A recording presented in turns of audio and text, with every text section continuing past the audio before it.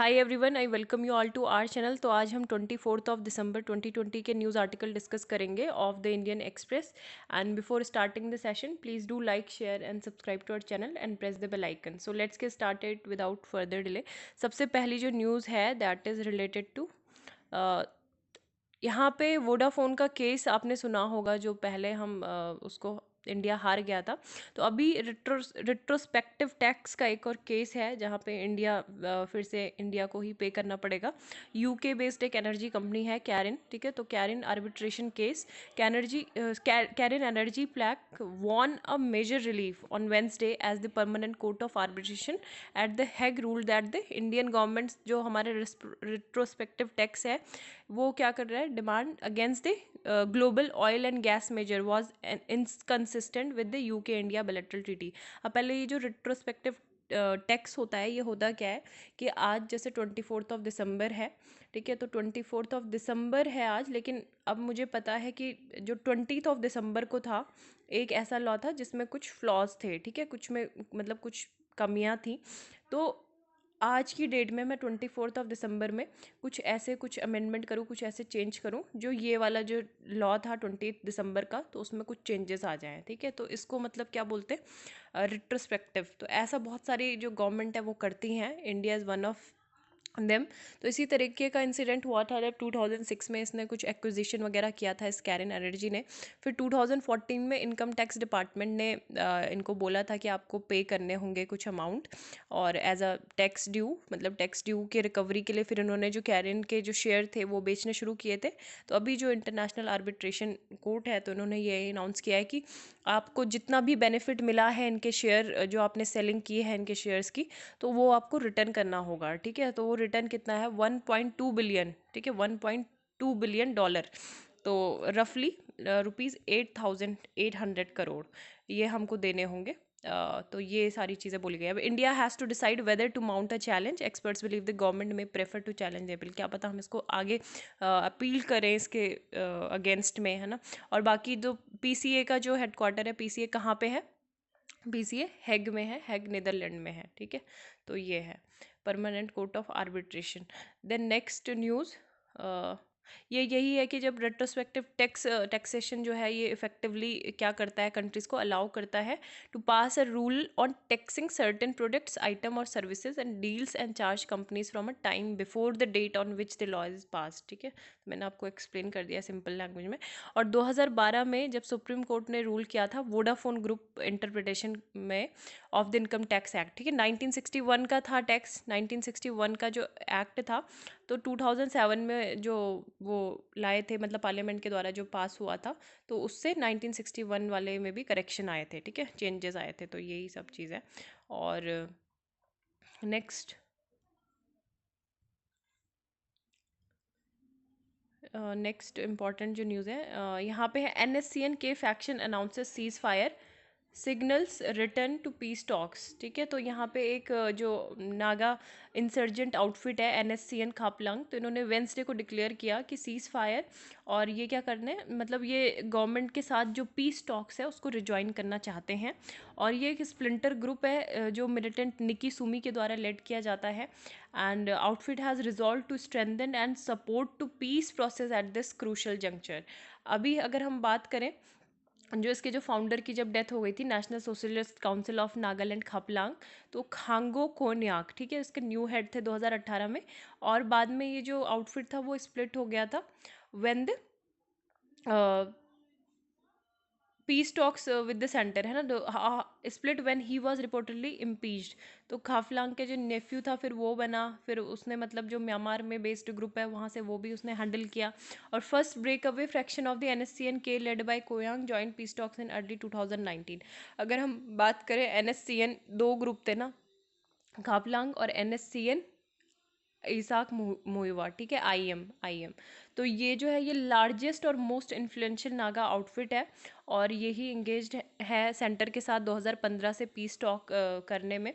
और अभी मतलब कुछ भी फाइनल कंक्लूजन नहीं हुआ है, और पब्लिकली भी गवर्नमेंट ने नहीं रखा है कि क्या क्या इनकी डिमांड थी, क्या क्या चीज़ों पे बातचीत चल रही है।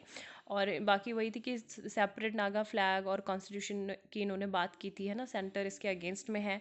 And the Naga national political groups भी है, ठीक है, क्या है, नागा नेशनल पॉलिटिकल ग्रुप्स, तो ये एक अम्ब्रेला ग्रुप है, umbrella body of several other insurgent group of Nagaland, ठीक है, इसमें कोयांग फैक्शन भी है और ये सारे खपलांग वगैरह ये सब इसमें आते हैं। तो ये सारी चीज़ें इंपॉर्टेंट थी। Next, first tiger translocation in Uttarakhand today, तो 5 big cats to be move from Corbett to Rajaji.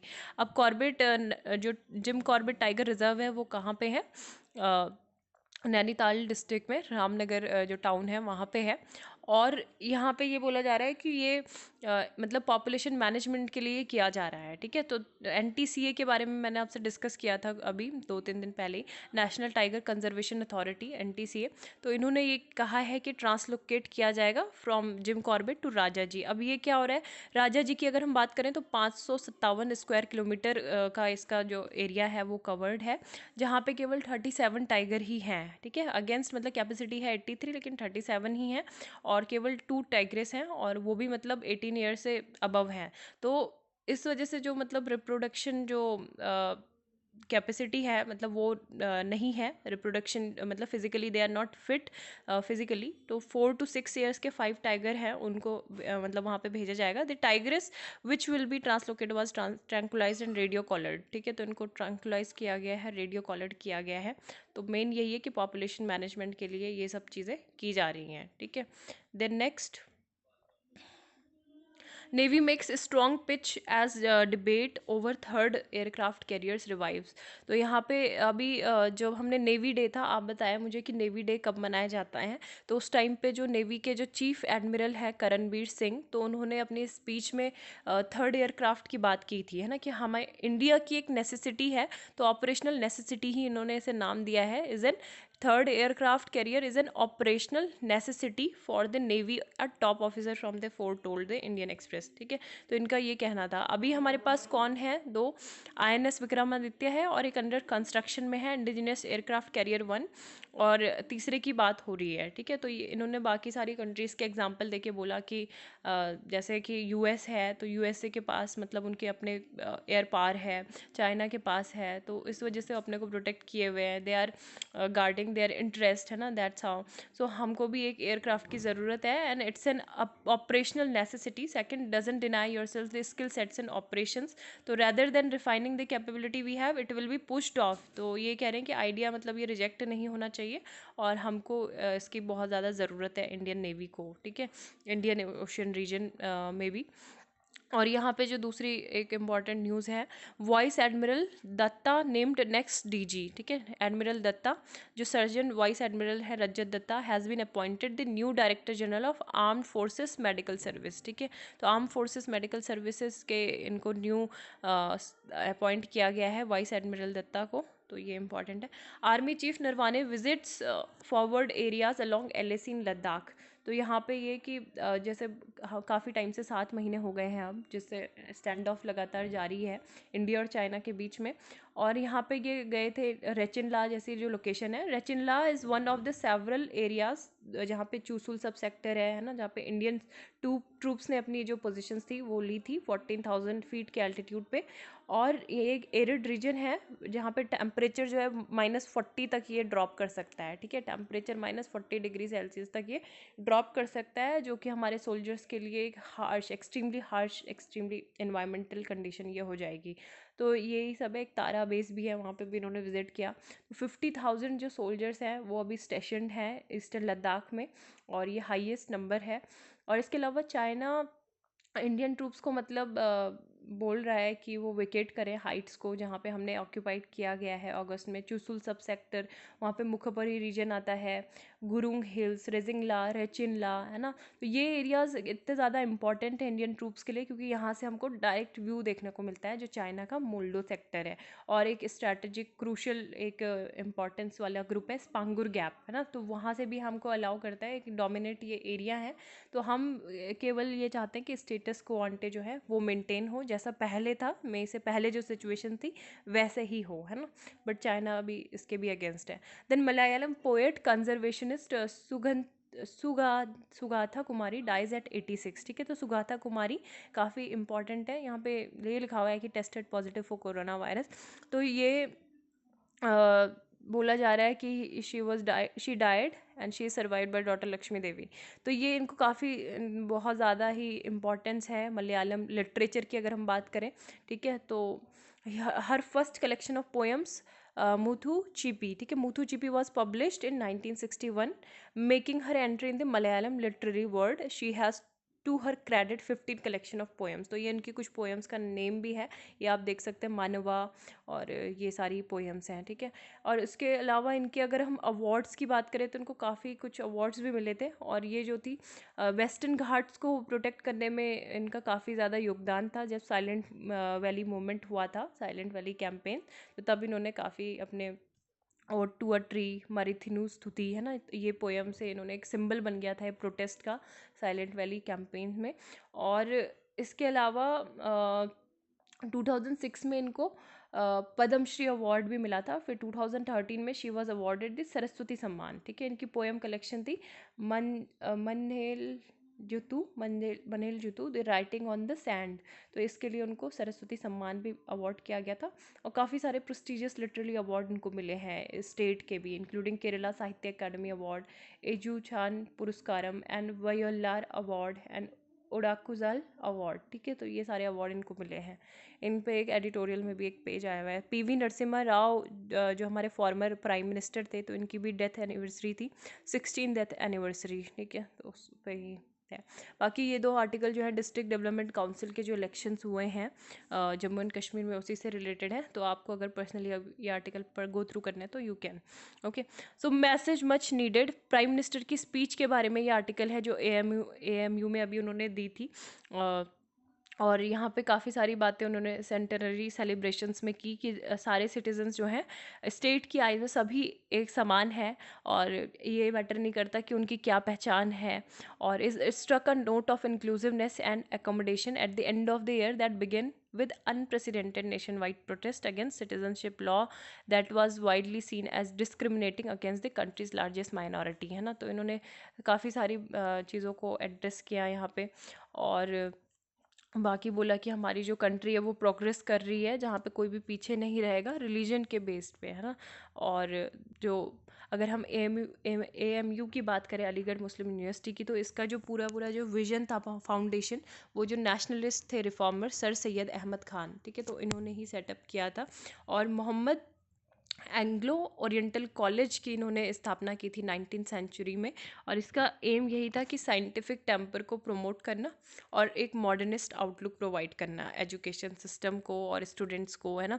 So through set up as a minority institution is open its door to student from across the subcontinent without discriminated on the basis of faith. तो पहले minority institution के रूप में ही establish हुआ था, लेकिन बाद में डिफरेंट रीजन, लैंग्वेज, फेथ के जो लोग थे सब यहाँ पे आए। संस्कृत, कुरान, रामायण, उर्दू, है ना। तो गंगा जमुनी तहजीब जो है वो यहाँ पे हमें देखने को मिलती है। It is not only a mini India but also living example of Ganga Jamuni तहजीब, है ना। तो ये सभी यहाँ पे बोला गया।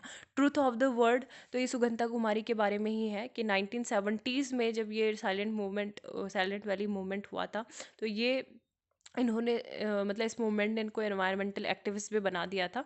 और बाकी ये सारी हमने जो पोएम है ये देखी हैं, Pavam Manava Hridayam, poor human heart and Krishna Nee Enne, Krishna you don't know me, temple bell और नाइट रेन, रात्रि मजा। तो ये सब चीज़ें जो है पोएम इन्होंने लिखी है। Then how to unscramble farm mess, तो यहाँ पे है तो फार्म से ही रिलेटेड, क्योंकि फार्म के इतने ज़्यादा प्रोटेस्ट चल रहे हैं सितंबर से लेके अब तक, ये है दिसंबर जाने वाला है।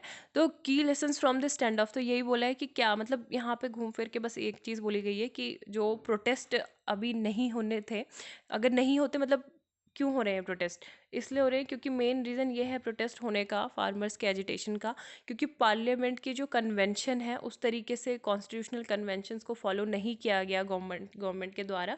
अगर ऐसा होता तो आज ऐसा नहीं होता, है ना। तो बस मतलब यही है कि बोला गया है कि जो लेजिस्लेशन है वो बेनिफिट्स करते हैं नेशन को, लेकिन जो शॉर्ट टर्म्स के जो वेस्टेड इंटरेस्ट होते हैं अगर वो मैच नहीं हो रहे हैं तो वहाँ पे अपोजिशन होता ही है। तो इसलिए डेमोक्रेसी में ये इम्पॉर्टेंट हो जाता है कि कि पहले आप डिमॉन्स्ट्रेट करो अपनी डिबेट्स के द्वारा, डिस्कशंस के द्वारा कि हमारे ये ऐसा ऐसा लॉ है, इसके ये आउटकम होने वाले हैं और इस तरीके से हम इसको इम्प्लीमेंट कर रहे हैं। उसके बाद मतलब वो एविडेंस जो है ये शो करो कि अगर ऐसा नहीं होगा तो कितने डिटेरियस इकोनॉमिक कॉन्सिक्वेंसेस इसके हो सकते हैं, अगर जैसे आप पहले से चलते आ रहे हो, है ना, एपीएमसी और ये सब। तो फार्म बिल्स में ये सारी चीज़ें करनी चाहिए थी। इस तरीके से रेडिकल डिपार्चर आपने किया एग्जिस्टेंस सिस्टम में कि सेलिंग एग्रीकल्चर प्रोड्यूस, तो ऐसा होना नहीं चाहिए था। और पहले क्या होना चाहिए था कि जो सेलेक्ट कमिटीज़ है, सेलेक्ट कमिटी में रेफ़र किए जाने चाहिए थे बिल, लेकिन यहाँ पे नहीं हुआ। तो मेन कंटेंशन का जो रीज़न वो यही है mainly. And heart of constitutional democracy based on the Westminster model, है ना। तो वेस्टमिंस्टर मॉडल आपको अच्छे से पता होगा कि ये इम्पॉर्टेंस है ऑफ पार्लियामेंट, है ना, which is the fountain of all laws, fountain head of all laws, है ना। तो ruling party undoubtedly commands a majority and has the right to implement the promises it has made in its manifesto. लेकिन parliament include करती है opposition को भी। And even though a bill may be certain to become the law, तो ये necessary हो जाता है कि एक आप प्रॉपर जो प्रोसीजर है उसको फॉलो करो, जो ऑलरेडी इस्टेब्लिश्ड प्रोसीजर है। और अगर प्रपोज जो लेजिस्लेशन है वो मतलब उसके कुछ ऐसे फार रीचिंग कंसिक्वेंसेस देखने को मिल रहे हैं, तो वो सेलेक्ट कमेटी में रेफ़र किया जाना ज़रूरी है कंसीडरेशन के लिए या रिकंसिडरेशन के लिए। So then committee then gets to deliberate the bill clause by clause and away from the sometimes. तो यही सारी चीज़ें बोली गई हैं और यहाँ पे कुछ फैक्ट दिए गए हैं कि ये पहले मतलब भीमराव अम्बेडकर ने भी बताया था कि कितनी ज़्यादा इंपॉर्टेंस है इसकी, कि एडहेरेंस करना चाहिए, जो हमारे कॉन्स्टिट्यूशनल कन्वेंशंस हैं उन पे ही हमको एडहर करना चाहिए। और it is a matter of concern that fewer and fewer bills are being referred to select committees, है ना। तो ये एक कंसर्न है कि बहुत कम बिलों को मतलब बिल्स को सेलेक्ट कमेटी को रेफ़र किया जाता है और इवन डेलिब्रेटेड अपॉन, है ना, किसी पे तो डिस्कशन बिल्कुल भी नहीं होता है। तो जैसे ये चक्षु रॉय है, इन्होंने रिसेंटली एक लिखा था आर्टिकल कि 71% of the bills were refer to a select committee in the 15 Lok Sabha 2009 से 14 में, और only 25% were to referred in the 16 Lok Sabha, अगर 2014 टू 19 की बात करें, ठीक है। तो 25% रिड्यूस हो गया। और फिर 2019 से 20 में 17 बिल ही रेफर किए गए। तो ये सारी चीज़ें कि the moment a ruler or state tries to achieve perfection or one view of how things should be is when things start to go bad, है ना। तो लॉर्ड एक्टन ने ये लिखा था, वार्न किया था। तो यही सारी चीज़ें कि बिगेस्ट लेसन ये है रूलिंग पार्टीज़ के लिए कि जो कॉन्स्टिट्यूशनल कन्वेंशन है वो हमेशा एक डिविडेंड पे करता ही है, वो बेनिफिट देता है नेशंस को, और वो हमारी जो संसद है उसकी गरिमा को बनाए रखता है। It preserves the dignity of our parliament and that delay that raises by following parliamentary procedure and constitutionality convention can actually provide the proof that the new law is really the right choice, है ना। तो इस वजह से ये इसको consider करना चाहिए था। द इनसिक्योर वर्कर, तो preference for fix term employees can improve industry relations. तो यहाँ पे एक ये अच्छा आर्टिकल है जिसमें ये बताया जा रहा है कि जो फिक्स टर्म एम्प्लॉयज़ है वो मतलब इंडस्ट्री रिलेशन इम्प्रूव कर सकते हैं, लेकिन सरकार के बिल मतलब जो एक सरकार एक्ट लेके आई थी उसके बाद भी मतलब इनको बेनिफिट नहीं मिल रहे हैं, है ना। तो उसका भी अभी हम देखेंगे यहाँ पे जिक्र। अभी ये है कि अभी गवर्नमेंट ने अटैम्प्ट किया है कि जो इन्वेस्टर्स हैं इलेक्ट्रॉनिक मैन्युफैक्चरिंग सेक्टर के, तो the violence at Wistron iPhones manufacturing could not have been more ill timed. तो ये क्या है, आईफोन जो मैन्युफैक्चरिंग प्लांट है, और यहाँ पे थाउजेंड्स ऑफ कॉन्ट्रैक्ट वर्कर को इन्होंने हायर किया है ना। तो इन्होंने नॉन पेमेंट ऑफ वेजेस के बारे में बात की है, और ये बोला गया है कि report suggest that the staffing firms who supplied the labour में बी फाइंड और इवन ब्लैक लिस्टेड। सो ये सारी चीज़ें हैं। अब यहाँ पे बोला गया है कि अगर हम एनुअल सर्वे की बात करें इंडस्ट्री 2017-18 की, तो contract workers accounted for 36.4% of total production workers in registered factory sector. और कॉन्ट्रैक्ट वर्कर्स जो होते हैं वो क्या करते हैं, अपने को डिफाइन करते हैं same task as regular employed, मतलब सेम जितना जो रेगुलर एम्प्लॉयड का जो टास्क होता है उतना ही सेम उनका भी काम होता है, टाइमिंग आवर्स भी उतने ही होते हैं, ड्यूरेशन। लेकिन उनको क्या होती है, जो एक रेगुलर वर्कर की जो इनकम होती है उससे लोअर उनकी वेजेस होती हैं, और उनका सोशल सिक्योरिटी जो बेनिफिट्स होते हैं वो भी बहुत लिमिटेड होते हैं, एंड वो ऑपरेट करते हैं पुअर वर्क कंडीशंस में, ठीक है। तो ये सब उनके कंसर्न है। एंड फिक्स टर्म एम्प्लॉयमेंट ये था, ठीक है, ये था कि सरकार क्या लेके आई, एक इंट्रोड्यूस किया सरकार ने the option of fixed term employment in the code of industrial relations 2020। अब इसमें ये बोला गया था कि फिक्स टर्म एम्प्लॉयज़ इस पे क्या हो सकते हैं, डायरेक्टली हायर कर सकते हैं, मतलब जो एम्प्लॉयर्स होंगे डायरेक्ट उनके थ्रू हायर किया जा सकता है फिक्स टर्म एम्प्लॉयज़ को, बिना किसी मीडिएशन के और बिना किसी मिडिल मैन के। So they are insured of the same work hours, ठीक है, wages, allowances and statutory benefits that permanent workers in the establishment are entitled to. लेकिन ये बोला जा रहा है कि फिर भी उनके जो फिक्स टर्म एम्प्लॉयज़ हैं वो इंटाइटल नहीं है, उनको कोई टर्मिनेशन नोटिस नहीं है, उनको ये नहीं बोला गया कि मतलब एक ऐसा होता है ना कि एक मिनिमम इतने ड्यूरेशन से इतने मैक्सिमम इतने ड्यूरेशन तक आपके यहाँ पे टेन्योर रहेगा, तो ऐसा कुछ भी मेंशन नहीं किया गया है। तो कभी भी उनकी जो एक जो सेफ गार्डिंग प्रोविजंस होते हैं जो उनको प्रोटेक्ट करते हैं कि आपका जो कॉन्ट्रैक्ट है वो किस टाइम तक रिन्यू हो जाएगा, है ना, तो इन सब की यहाँ पे एब्सेंस देखी गई है। तो यही सब चीज़ें यहाँ पे बोली गई हैं। It is worth noting that fix term employment in India is indeed quite open ended and the code does not specify minimum or maximum tenure for hiring fix term employees, है ना, हायरिंग के लिए ये उन्होंने fix ही नहीं किया है। और जो ये बोला जा रहा है कि इसके क्या रीज़न है कि जो फिक्स टर्म ये कोड आने के बाद भी हायर नहीं कर रहे हैं फिक्स टर्म एम्प्लॉय को। तो दूसरा ये बोला गया है कि जो कॉन्ट्रैक्ट वर्कर्स होते हैं वो क्या है, continues to remain lower than the cost of hiring fix term employees, यानी कि अगर हम कॉन्ट्रैक्ट वर्कर्स को अगर हायर कर रहे हैं तो उसकी कॉस्ट बहुत चीपर हो गई, है ना, देन फिक्स टर्म वर्कर्स। तो इसी तरीके से ये वहाँ पे मतलब लीगल कंप्लाइंसेस है, लिटिगेशन कॉस्ट है, तो ये शिफ्ट हो जाती है कॉन्ट्रैक्टर में। तो इस वजह से ये अभी भी मतलब ये रीज़न है कि जो हायरिंग नहीं हो रही है फिक्स टर्म एम्प्लॉय के लिए। So the labour code on occupational safety and health has allowed for use of contract workers in core activities, ठीक है। तो इन्होंने सर्टेन कंडीशन में, जैसे कि अगर कहीं पे बहुत ज़्यादा ज़रूरत है काम की कोर एक्टिविटीज़ में, तो यहाँ पे क्या है कि स्पेसिफिक टाइम के लिए हायर किया जा सकता है कॉन्ट्रैक्ट वर्कर को, ठीक है। तो ये लेबर कोड जो ऑक्यूपेशनल सेफ्टी एंड हेल्थ है उसमें ऐसा मेंशन है। लेकिन यहाँ पे ये बोला जा रहा है कि ये इनकरेज करेगा कॉन्ट्रैक्ट वर्कर्स को ही, है ना, तो क्यों करेंगे तब लोग फिक्स्ड हायर, एम्प्लॉयर्स करेगा ही नहीं, मतलब नहीं करेगा वो हायर फिक्स टर्म वर्कर्स को। और ये जो इंट्रोड्यूस मतलब इस ये फिर इससे जो इनिशिएटिव है कि इंट्रोड्यूसिंग फिक्स टर्म एम्प्लॉयमेंट, ये इससे अंडरमाइन होता है ये वाला इनिशिएटिव। तो यही सब चीज़ें हैं कि finally it is worth drawing attention to the fact that Wistron hired a large number of contract workers this summer, जब गवर्नमेंट ने क्या दिया, PLI scheme, production linked incentive scheme, है ना, मेनली ये मोबाइल मैन्युफैक्चरिंग सेक्टर्स के लिए थी। ये गवर्नमेंट ऑफर करेगी subsidise for a limited period, ठीक है, मोबाइल हैंडसेट्स के लिए 5 ईयर्स के लिए। तो यहाँ पे यही है, इस वजह से इसके जो बेनिफिट्स हैं वो अभी तक नहीं मिल पा रहे हैं। Then why virus in Antarctica isn't an Indian worry yet. तो यहाँ पे ये बोला जा रहा है कि मतलब अंटार्कटिका में भी कोरोना वायरस से 36 पीपल, जो मेनली जो चिलेन बेस था, चिले का रिसर्च स्टेशन अंटार्कटिका में, तो वहाँ पे इन्फेक्टेड पाए गए हैं नोवल कोरोना वायरस से। और ये एक फर्स्ट इंस्टेंस है जहाँ पे मतलब वायरस इस आईसी सदर्न मोस्ट कॉन्टिनेंट में पहुँचा है। एंड चिलेज आर्म फोर्स ने रिवील किया है ये चीज़ मंडे को।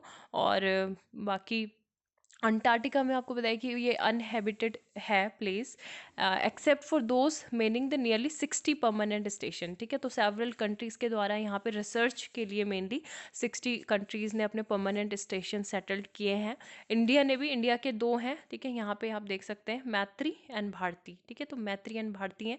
ये भी ऐसा नहीं है कि अब यहाँ पे बोला जा रहा है कि हम किस तरीके से वहाँ पे बचे हुए कोरोना वायरस से। तो हमारे खुद के ही जो बेस है यहाँ पे, स्टेशन है, ये 3000 किलोमीटर दूर है और एक 1693 किलोमीटर दूर है। हम हमसे केवल रशिया पास है, तो रशिया में ऐसा कोई भी 10 किलोमीटर दूरी है, तो वहाँ पे ऐसा कोई भी केसेस देखने को नहीं मिल रहे हैं। And the 2 Indian Antarctic stations Maitri and Bharati located on the map of the southernmost continent 3000 kilometre apart, ठीक है। तो हमने ऑलरेडी देख लिया है। तो 1988 while Bharati was establish in 2012, Maitri 1988 में एस्टैब्लिश यहाँ पे स्टेशन किया गया था 1988, और भारती कब किया गया था, 2012 में। तो ये चीज़ है। दूसरा ये कि जो गोवा बेस्ड एक national centre for polar ocean research है, एनसीपीओआर, तो ये एक नोडल एजेंसी है, ठीक है, जो कि इंडिया के जो साइंटिफिक एक्सपेडिशन है अंटार्कटिका और आर्कटिक रीजन में, इनको सबको मॉनिटर करती है, इनको देखती है, ठीक है। कौन है, एनसीपीओआर, ठीक है। यहाँ पे मैं जूम इन कर देती हूँ, एनसीपीओआर, तो ये इंपॉर्टेंट एजेंसी है गोवा बेस्ड, ठीक है, गोवा बेस्ड एनसीपीओआर। नेक्स्ट बाकी मिशन यही है। और क्या है, ऑल मेजर रिसर्च प्रोजेक्ट्स वर हॉल्टेड, है ना, टूरिज्म वाज कैंसल्ड। तो ये होता था कि पहले अभी ग्रुप में जाते थे वहाँ पे साइंटिस्ट, और इस बार सारे ब्रिटिश जैसे अंटार्कटिक सर्वे है उन्होंने तो रिसर्च को वहाँ पे मतलब हॉल्ट ही कर दिया है, और बाकी के जो साइंटिस्ट है वो नहीं जा रहे हैं। And has covid impacted India's Arctic programme, तो यही बोला गया है कि वो अंटार्कटिका जो है क्योंकि एक्सट्रीमली कंक्लूसिव है to carrying out a variety of experiments, जैसे क्योंकि वहाँ पे क्लाइमेट चेंज और जो वेदर है, क्योंकि वहाँ पे अनपोल्यूटेड इन्वायरमेंट है, तो इस वजह से ये हम रिसर्च बहुत अच्छे से वहाँ पे कर सकते हैं। तो जनरली जो साइंटिस्ट होते हैं वो जाते हैं नवंबर से दिसंबर के बीच में, लेकिन इस बार ऐसा कुछ नहीं है, जितने हैं उतने हैं, या फिर उनको और ज़्यादा लिमिटेड करने की कोशिश कर रहे हैं। तो targeting big tech in US and EU, तो अभी ये बोला गया है कि जैसे जो गूगल की डोमिनेंस थी, है ना, बिग टेक्नोलॉजी की, तो उसको कुछ लॉ जो हैं पास किए जा रहे हैं कंट्रीज़ के द्वारा, और यूरोपियन यूनियन ने true draft digital services law जो है ये लॉन्च किए हैं, मतलब ये पास किए हैं। The law could potentially render big tech liable to face multi billion dollars fines, है ना, तो यूरोप में। और बाकी अगर ये फेल करते हैं इसको प्रोस्पेक्ट को, so fail to comply with the sweeping new regulation, तो उनको काफ़ी ज़्यादा फाइन पे करना पड़ेगा, ठीक है। तो यूनाइटेड स्टेट में भी जो फेडरल गवर्नमेंट है उन्होंने इनिशिएट किया है anti trust case against Google and Facebook. A large number of US state collective launch action on the two companies and other for range of alleged infractions, ठीक है। तो अभी ये है कि what do the EU regulations entail. दो law हैं, एक डिजिटल सर्विसेज एक्ट है, दूसरा डिजिटल मार्केट एक्ट है। तो जो डिजिटल सर्विसेज एक्ट है is intended to create a single set of rules for EU, है ना, कि मतलब जो यूज़र्स हैं उनको ऑनलाइन सेफ रखा जाए, उनकी जो फ्रीडम ऑफ एक्सप्रेशन है उनको प्रोटेक्ट किया जाए, एंड जो टेक कंपनीज़ हैं वो मतलब उनको हेल्प करें, है ना। And innovative ideas to introduce a sliding scale under which tech major the larger and the more inflation they are need to take a bigger obligation. तो ये सब चीज़ें हैं। इसके अलावा जो दूसरा वाला है second law digital market acts, तो वो क्या फोकस करेगा, जो गेट कीपर्स होते हैं उनके रेगुलेशन में, ठीक है, ऑपरेटर्स जो होते हैं सर्च इंजन के उनको रेगुलेट करने में, सोशल नेटवर्क्स के, चैट ऐप्स के, cloud computing service and operating system. This could cover जैसे Google, Facebook, Apple, Amazon and Microsoft, ठीक है, इन सबको ये कवर करेगा। तो अब अगर हम इंडिया की बात करें, what could be the repercussion in India, तो इंडिया की बात करें तो इंडिया से मतलब हम काफ़ी ज़्यादा क्लियर भी थे। इससे पहले हमने जो इंक्रीजिंग रेगुलेटरी स्क्रूटनी है इन सारी फर्म्स की, वो हमने की है सीसीआई के through, competition commission of India के थ्रू। इन्होंने ये इनिशिएट किया था कि इन्वेस्टिगेशन होगी, है ना, जो भी डोमिनेंट पोजीशंस पे हैं by the company to promote its payments app. जैसे गूगल पे को प्रमोट किया जा रहा था, किसके द्वारा, गूगल के द्वारा, तो हमने फिर इस पे भी आपत्ति जताई थी। इसके अलावा जो डोमेस्टिक स्मार्टफोन मार्केट है ना, तो उसमें भी हमने कंपटीशन कमीशन ऑफ इंडिया ने बोला था। So what is clear is that the new rules in the EU could force tech companies to revamp some of their practices across geography, so thereby जो more then EU 27 countries हैं और 450 people हैं, तो यहाँ पे एक ripple effect देखने को मिलेगा इसमें, ठीक है। Then Israeli government collapse forcing a fourth election in 2 years, तो 2 साल में ये चौथे इलेक्शन यहाँ पे होंगे, और करप्शन के चार्जेस पे ये गवर्नमेंट जो है बेंजामिन नेतन्याहू की, तो वो कोलैप्स कर गई है। Israeli parliament dissolved itself midnight Tuesday, ठीक है। तो इनकी पार्टी कौन सी है, कंजर्वेटिव लिक्विड पार्टी, तो इनकी पार्टी का नाम है कंजर्वेटिव लिक्विड पार्टी, और इनके जो मेन राइवल हैं वो कौन है, सेंट्रिस्ट ब्लू वाइट पार्टी, ठीक है। तो ये है। And Trump pardons 15 commutes 5 sentences including GOP allies, तो यहाँ पे ट्रम्प अब जाते जाते पार्डनिंग पावर भी मतलब उनके पास है, तो वो पावर दे रहे हैं। और हमें बस ये जानना है कि इंडिया में कौन से आर्टिकल में गवर्नर को और प्रेसिडेंट को पार्डन पावर दी गई है, तो आप कमेंट सेक्शन में बता सकते हैं या फिर अपने नोट्स में ऐड कर सकते हैं। China prepares for ice festival, तो चाइना में Harbin international ice and snow festival होगा, और 300 आइस माइनर्स यहाँ पे हैं in Harbin. Work begins before dawn every day on the frozen Songhua river, ठीक है। तो यहाँ पे ये सेलिब्रेट करेंगे हार्बिन मतलब आइस फेस्टिवल, ये है। तो thank you, have a nice day, आपका दिन शुभ हो, बाय बाय।